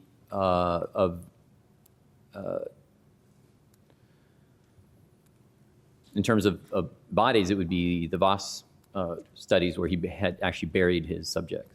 So the fact that Dr. Voss found a large number of compounds that other studies did not may be attributed to the fact that he was looking in a different way.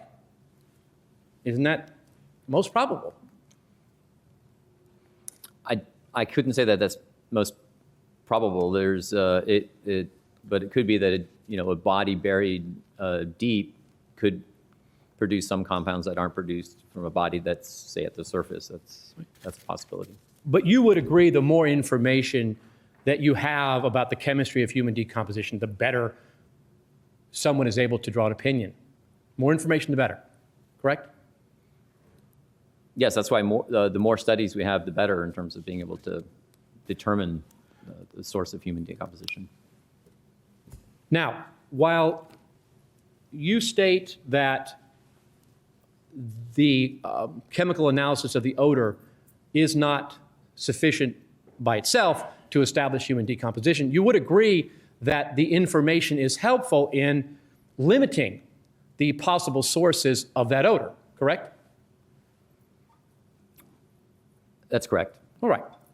Now, can you tell me, based upon the chemical analysis of the odor, of the substance of volatile fatty acids in the paper towel, the inorganic compounds found in the carpet, and the volatile fatty acid found in the carpet, those 4 items that Dr. Voss's study showed, can you tell us, can all 4 of those be explained by the presence of a dead human body in the trunk of that car?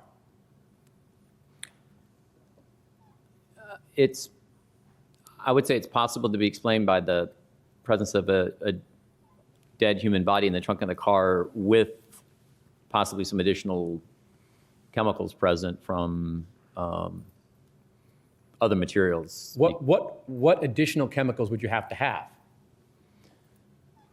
Well, the chloroform and the carbon tetrachloride have only been reported in 2 studies, so they could have come from other sources, because otherwise they're inconsistent with the other studies that have been published related to the presence or absence of human remains. But there are 2 studies that do find both those chemicals in human decomposition, correct? Yes, by the same person who did this analysis, that's Right. correct. But unless you discredit that study, which you don't, then those could be accounted for by human decomposition, correct? Well, I guess I am discounting or discrediting those studies in regard to them being of limited scope and still being ongoing research, and not to the level that you could measure the reliability of the method. Do you question whether Dr. Voss's studies actually found carbon tetrachloride in chloroform? I know he That is in the studies, not in the casework. yeah, Let's be allowed to complete his answer. Doctor, did you finish your answer? no, not yet. Go ahead, finish your answer. Just want to make sure you understood what the question was. Go ahead. Yes. In his study, he did not run standards, so he's basing it on mass spectral interpretation, which may or may not be correct. But other than that, I believe he saw those based on the mass spectrum that were produced by his instrument. Are you now indicating that you have some question about whether his study for the 2004-2008 paper were done thoroughly and properly? If you want to call it that. I mean, it's just as I explained earlier, normally you run standards to look at the retention time and then look at the mass spectrum to confirm the identity. And in the papers, he says that they did not do that. They just relied on the mass spectral patterns. For counsel's benefit, page, I'm sorry, do you recall having your deposition taken February 19th of 2011? Yes. Page 43, line 6 for counsel. May I approach the witness? You may.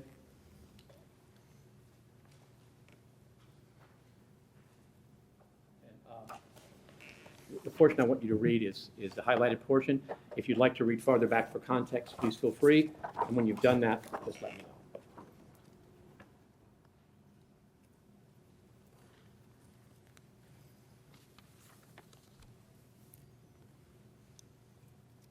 Okay. You done? Yes.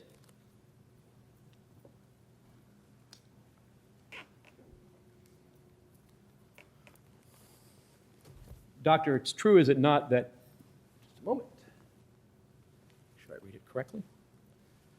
That in reference to those same studies during your deposition on February 19th of 2011, you said, and I quote, "I'm not saying that the study was, I believe, was not done properly or not done thoroughly. I'm just saying that it's my opinion that this area is still ongoing research, active research, and the merit has yet to be fully measurable." Isn't that what you said? That study was not done, you said you're not saying it was not done properly or thoroughly. Have you changed your opinion? No, I'm just adding to it. I mean, I have, in my publications, and in some cases, I run with standards. If I'm going to rely on the identity of the compounds, I'll run standards, and I have publications where I rely on the mass spectrum. I'm saying that there's another step that's missing. I'm not saying that it means that the work does not have scientific merit. I'm just saying that there's additional work that really needs to be done.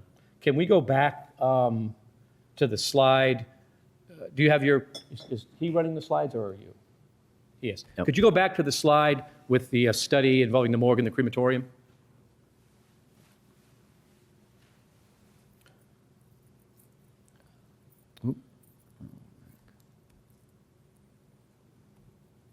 With the table?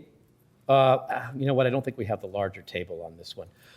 In the study done at, that was published recently, it's true, is it not, that you all used the spectral library to identify a number of compounds that you found in your study? Isn't that right?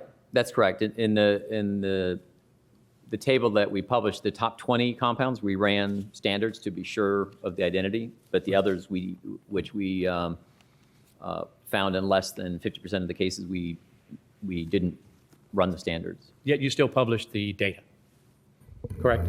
Yes, because we weren't focusing on those compounds. Now,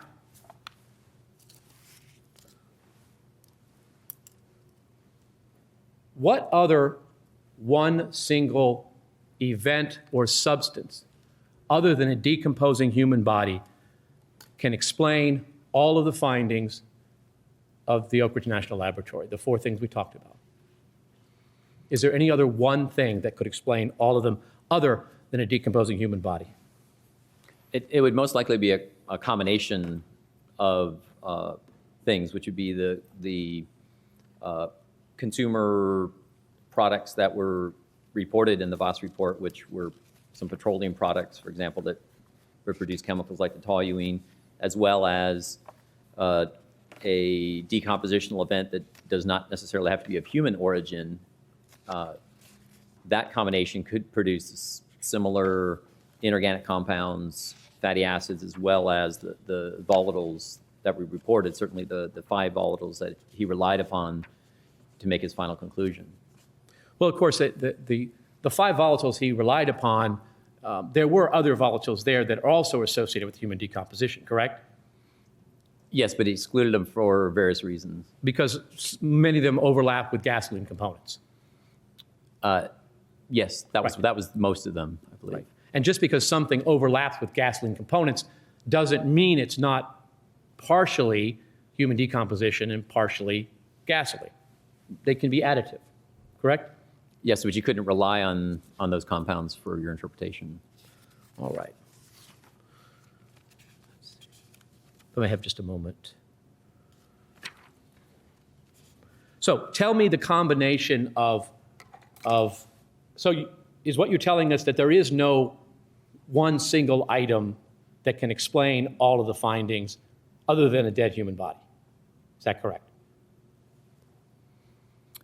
Well, I'm saying even the of the chemicals that are present there, including the chloroform and carbon tetrachloride, could be from a human body plus other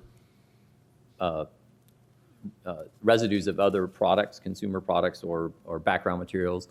It's the same thing could be the case if you had decomposing either an animal or decomposing other organic matter in combination with consumer products could produce similar chemicals. But you have to ignore the peer-reviewed literature in order to say that, because the peer-reviewed literature says that carbon tetrachloride and chloroform can both come from decomp. Isn't that right? 2 papers say that, and 6 papers don't report those compounds. So Are the 2 papers that show it peer-reviewed? Be allowed to finish his answer. I thought he was, Doctor, I'm did sorry. you finish answering the question? No. Yeah, no, you'd actually have to ignore the peer-reviewed literature to make that conclusion and just rely on only 2 papers published by the person who actually did the analysis. If I may have just a moment, Your Honor.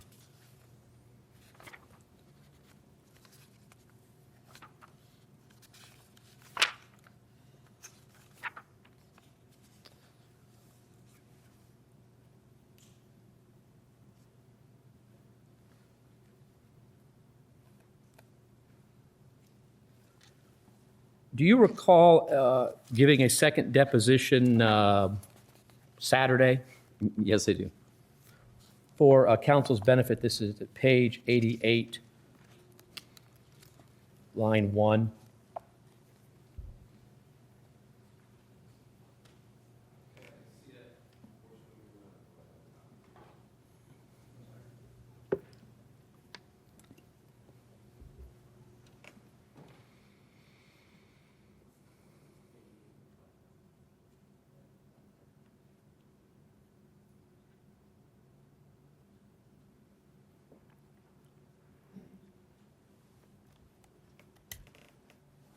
You'll just read the question. It starts at line 1 here, and the answer.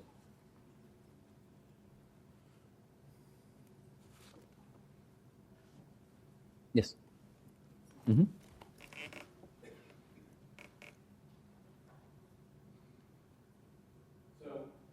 Saturday, I asked you the following question. The witness has not expressed it.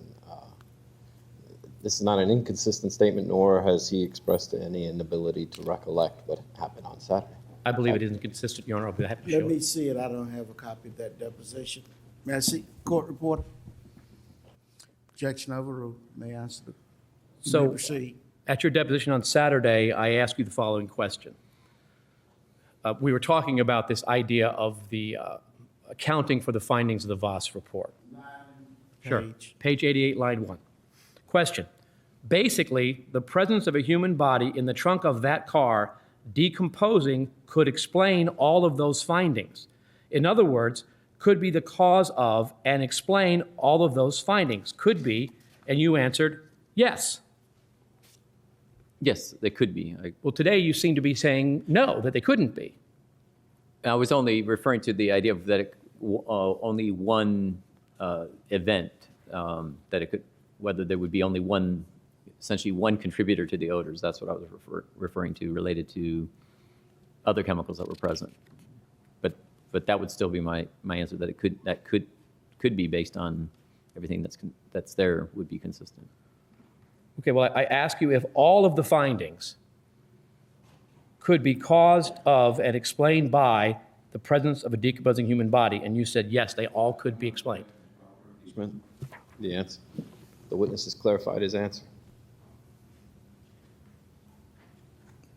Response? Your Honor, I apologize, I was reading. Could counsel repeat it? I apologize, I got lost in trying to find something. He said the witness has clarified his answer and there's no need to continue. I'm not sure that's a legal objection, Judge. I don't know. My legal objection is proper impeachment. No, Your Honor, I'm exploring with the witness exactly what was asked and exactly what he answered. And it's also argumentative. Okay. Overruled, but let's get to the point and Sure. move on. So the question I had was, my question was very specific, that all of the findings could be explained, and you said yes.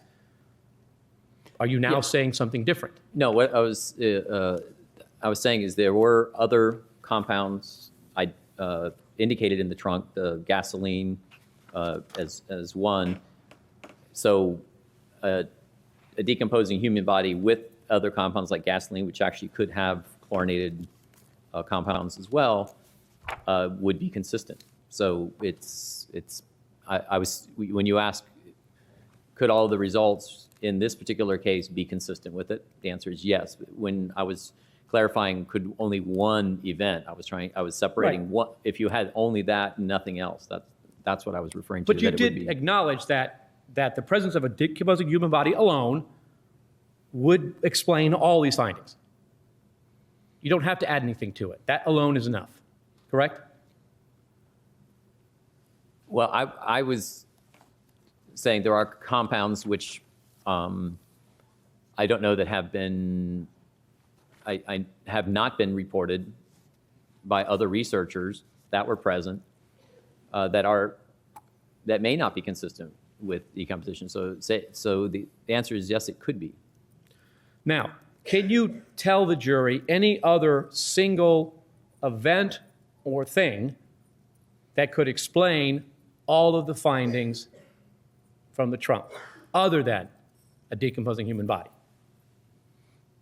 No, I think I mentioned earlier it would be a combination of events. It could be a non-human decompositional event, as well as other compounds being present from either household products or chemicals such as gasoline that were present in the trunk would combine to produce a similar mixture, but not one single event. So, what of the things that were actually found in the trunk, can you construct a cause for the findings of the Oak Ridge National Laboratory from what was found in the trunk? Well,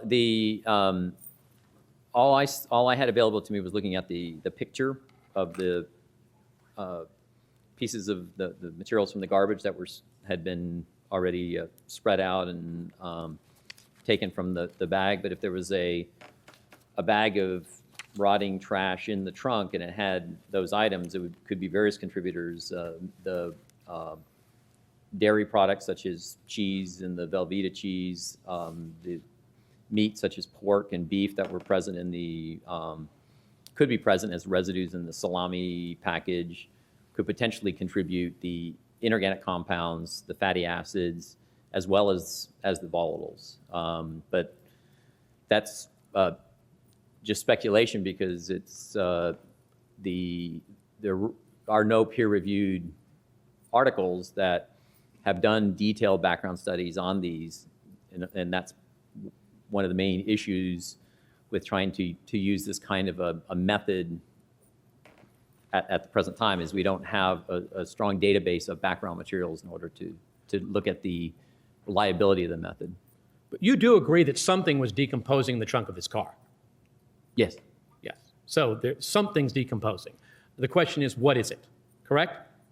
That's correct. Now, from the things that we know are in the trunk, what is there that you believe, is there anything in there that you believe can account for all of the findings of the Oak Ridge National Laboratory? If so, tell me what it is. I believe I just answered that. Okay, well, let's talk first about the, I believe in your, let's go, can you show me the slide with the garbage?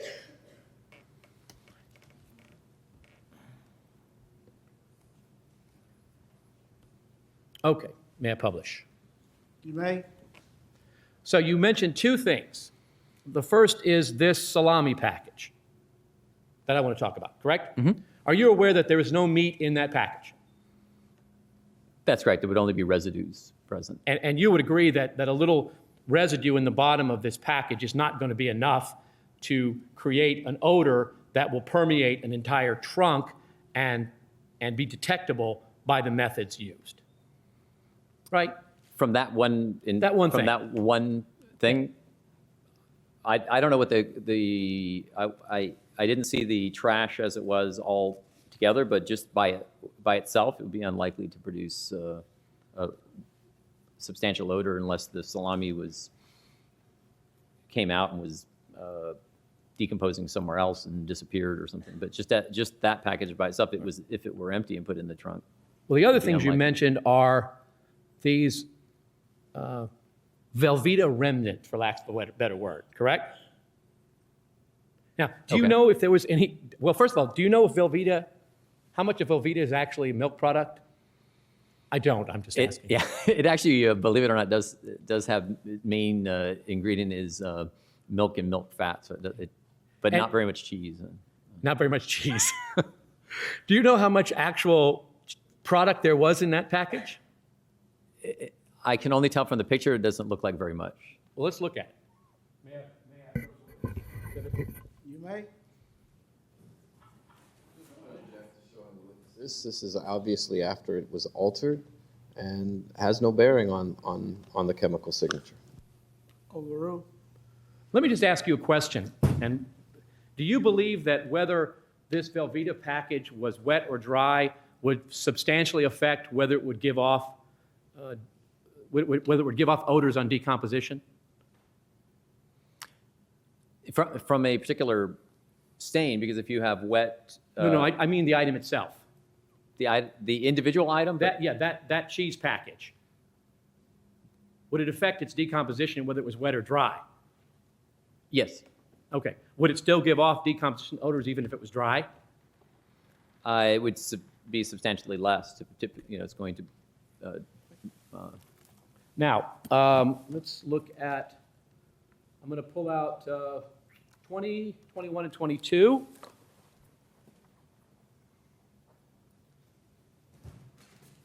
All right, let's start off with number 22. Then let's let up see what we find. This is the bag label 22 from State's Exhibit 136.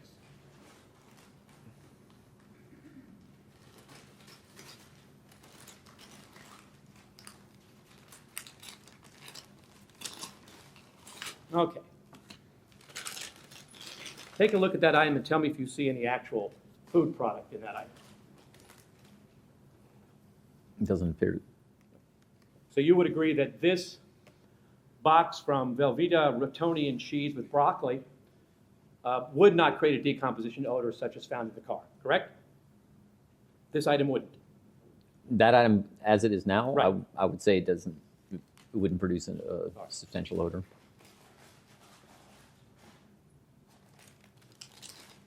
I'm now opening 21.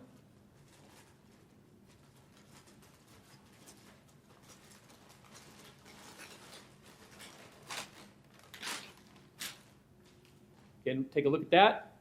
Does that appear to contain any food product? No, just residue of something, but no actual food product that's apparent. Would you expect this item to give off any aspect of the decomposition odor found in this case? This item, Well, not in its present state. in its present state? Well, I mean, in any state. Well, if it was wet and there was any decompositional event going on and that water pooled into a trash can or pooled into a trash bag and pooled into a stain in a carpet, it could be. But there's no organic matter in this to rot, correct? I don't know. I would have to test it. We're talking about residues, not visible amounts. The residual odor is not necessarily visible to the naked eye. So. And is it your testimony that, let's go on to number 20 first.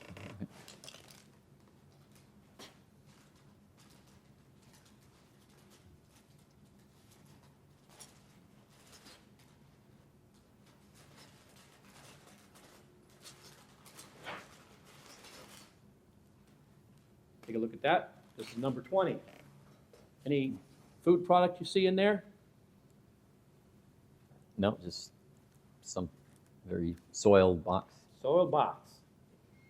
So, as a soiled box, this would not tend upon decomposition to give off the chemical signature found by the Oak Ridge test, would it? If it were stained with the same inorganics and fatty acids that came from the Velveeta wrapper that is shown in the picture.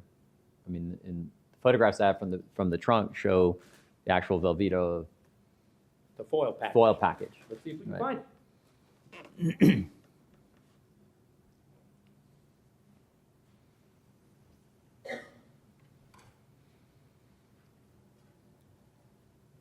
That would be 26. Let's look at 26.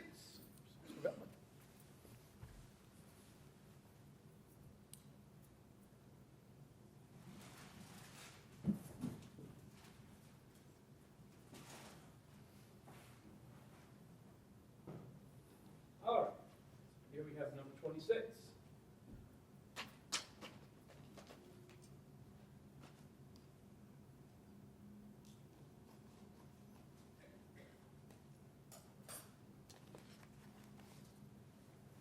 Take a look at that.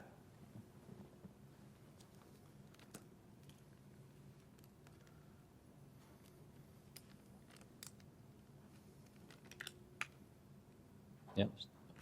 So Just the foil wrapper with cheese residue on the inside. may I pass this around to the jury, Your Honor? This is clearly altered evidence, and it's been established to the record. Objection overruled as in evidence.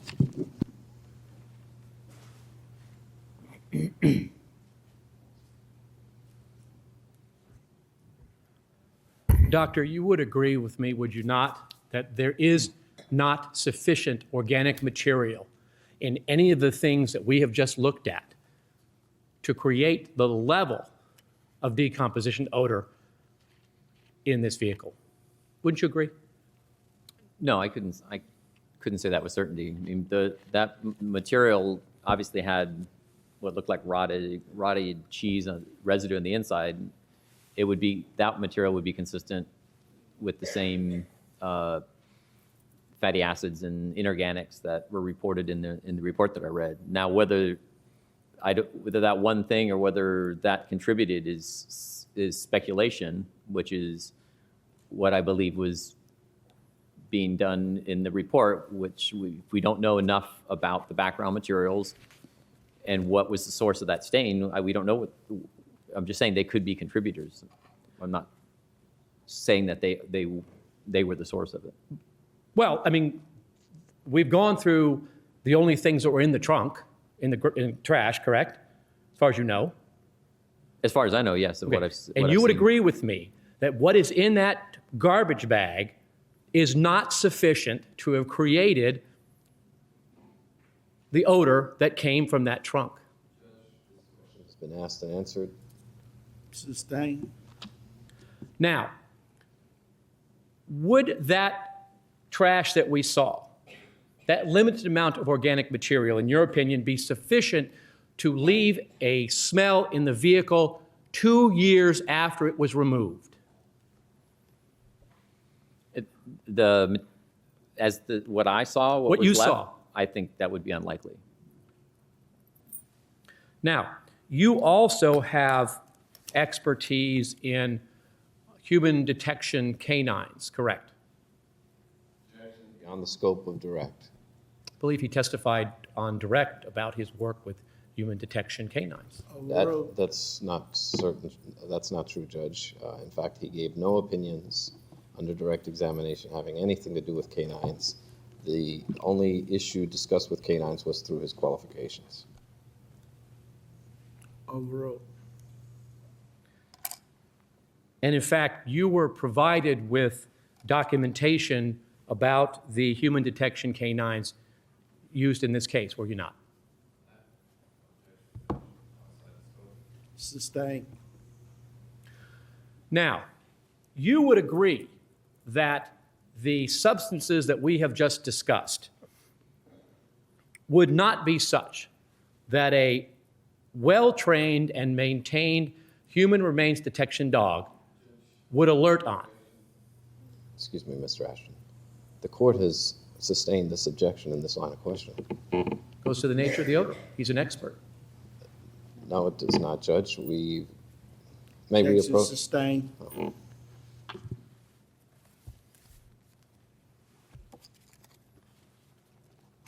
Then we will reserve the right to recall him. No further questions, Your Honor. Redirect.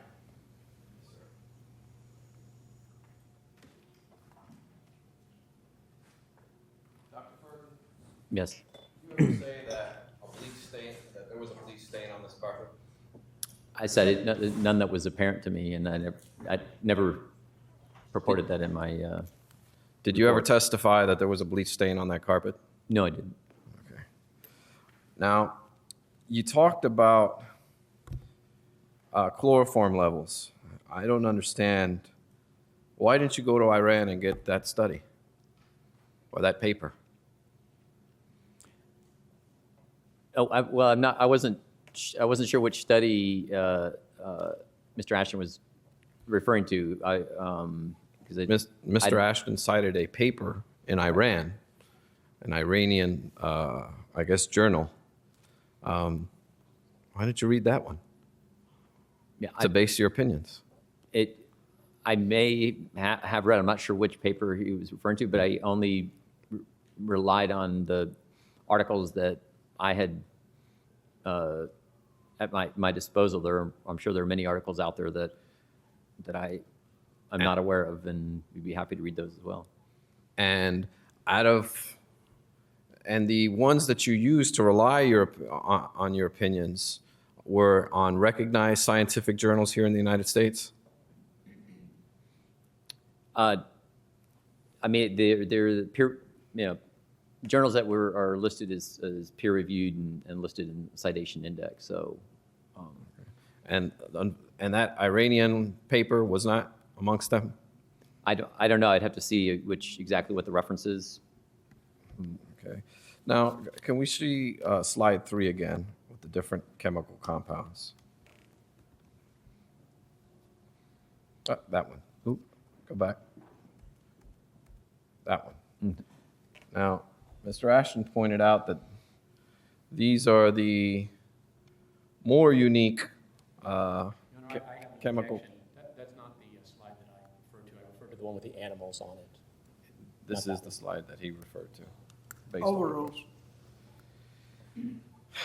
these chemical compounds, sir, that you cite to here, are they any of the 5 chemicals that Dr. Voss cited in this case? No, they're not.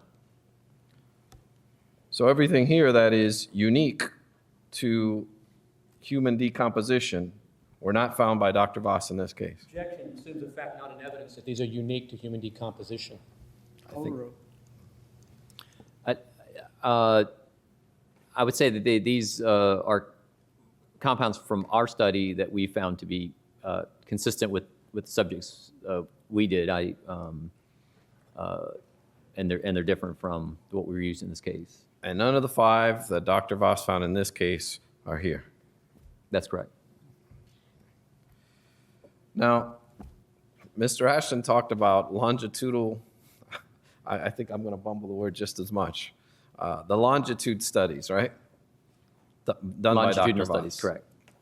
And what he means by that is a long period of time. Yeah, so we're going through all the stages of decomposition. Or Studying human decomposition. In fact, the first paper was done on 4 years, right? Yes. And then the other paper was done on another 4 years. Objection for leading. Sustained. How long was the second paper, sir? Don't recall the exact length of time. I know they used 4 bodies in each study, and they sampled over a period of time with a hood over the grave.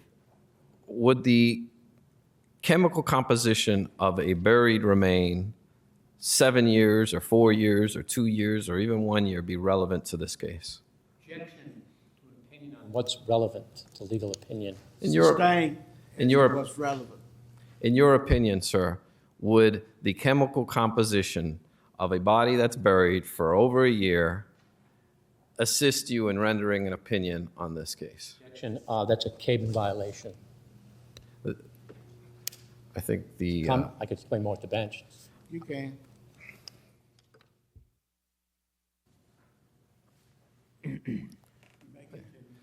Dr. Furton, in your opinion, would the chemical composition of a body that's buried for over a year have anything assist you in any way in evaluating the evidence in this case?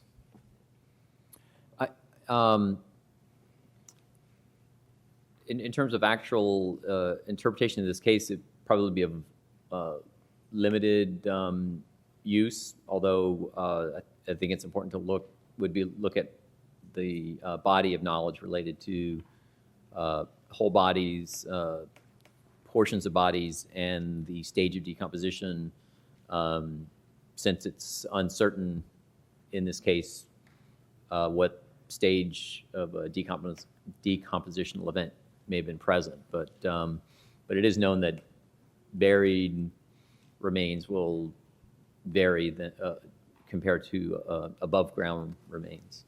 The chemical composition is different from bodies that are buried versus ones that are on the ground. That's what you're saying. Yes, there are limited publications, but there are indications that there are some similarities, but there are differences as well. Now, are you aware that Caylee Marie Anthony was last seen on allegedly on June 16th, and the car was towed the car was left at the Amscot on June 27th? Yes. And basically, we're talking about 9 days, correct? Yes. Are you aware that Dr. Voss's first paper didn't do its first reading until 17 days? Jack, I think it's 11 days, not 9. Excuse me. 16 to 7. Sorry. 11. Are you aware that the first readings in the 2004 paper were not read until 17 days later? I didn't recall that, but I know it was.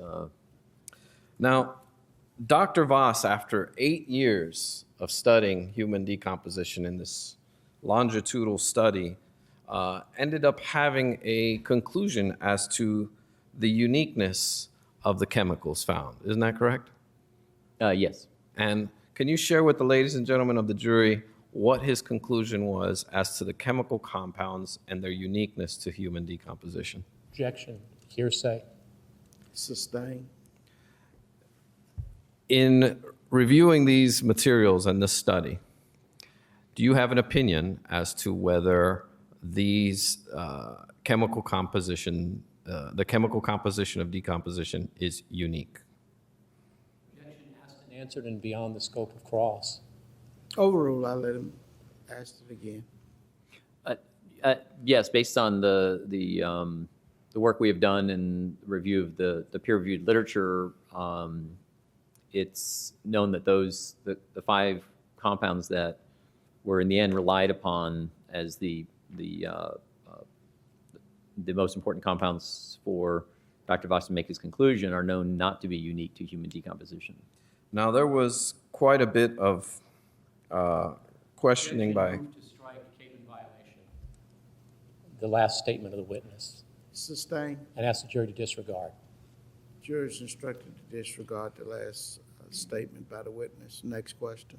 There was quite a bit of discussion during cross-examination with Mr. Ashton that you answered questions in relation to what else could accommodate or could account for these chemicals being in the trunk. Do you recall that line of questioning? Okay. Would that include a bag of garbage in the trunk for 3 weeks? Objection without specification of what bag of garbage and what's in it. Sustain. The bag of Rephrase garbage. your question. The bag of garbage that you saw photographs of, and you had a list of the items found. Would that account for many of the compounds that were discovered? They could be contributors to the compounds that were reported in the studies. And could additional contributors be chemicals that were already in the trunk before the trash ever got there? Objection, hypotheticals not based on facts and evidence. I think counsel gave numerous hypotheticals. Sustain. Rephrase your question. Do you know what the chemical composition of the trunk was before the garbage went in there? No, I don't. Okay. And would you have to know those things to be able to answer some of these questions? Yes, in order to get a accurate analysis. Yes. Now, you mentioned that something was decomposing. That could also be garbage decomposing, correct? Objection without specification of what's in the garbage. Sustain. Rephrase the question. Sure.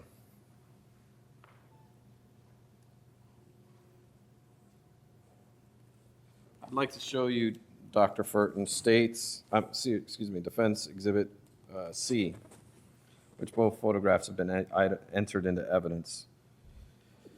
Do you see the garbage from the photo on the right versus the photo on the left?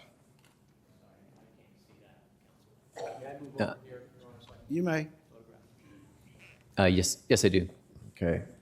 Now, do you see, and can you see whether the photo on the left is an altered version of what's on the right? Sustain.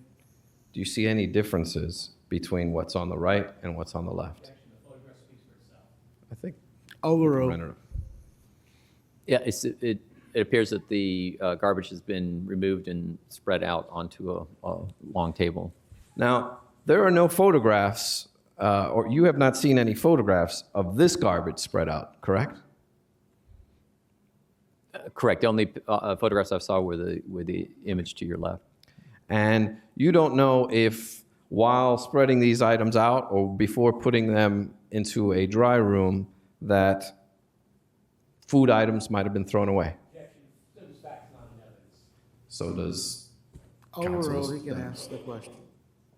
I'm not aware of that. In fact, would you say that these items of trash are pretty clean? Photograph speaks for itself. So does the trash he showed. Overruled. Let's have a question and answer, folks. You can answer. Could you repeat the question, please? This trash appears to be pretty clean. Yes, it does. Not exactly the trash you would see in a garbage bag of 3 college students, would you? Sustain. Now,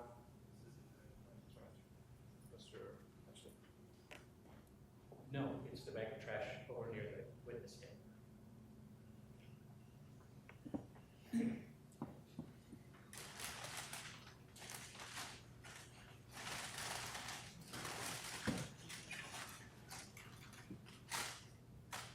This is probably a good time to take our afternoon recess. Regular recess is special. Okay, we'll take a recess till 25 to the hour. We'll be in recess.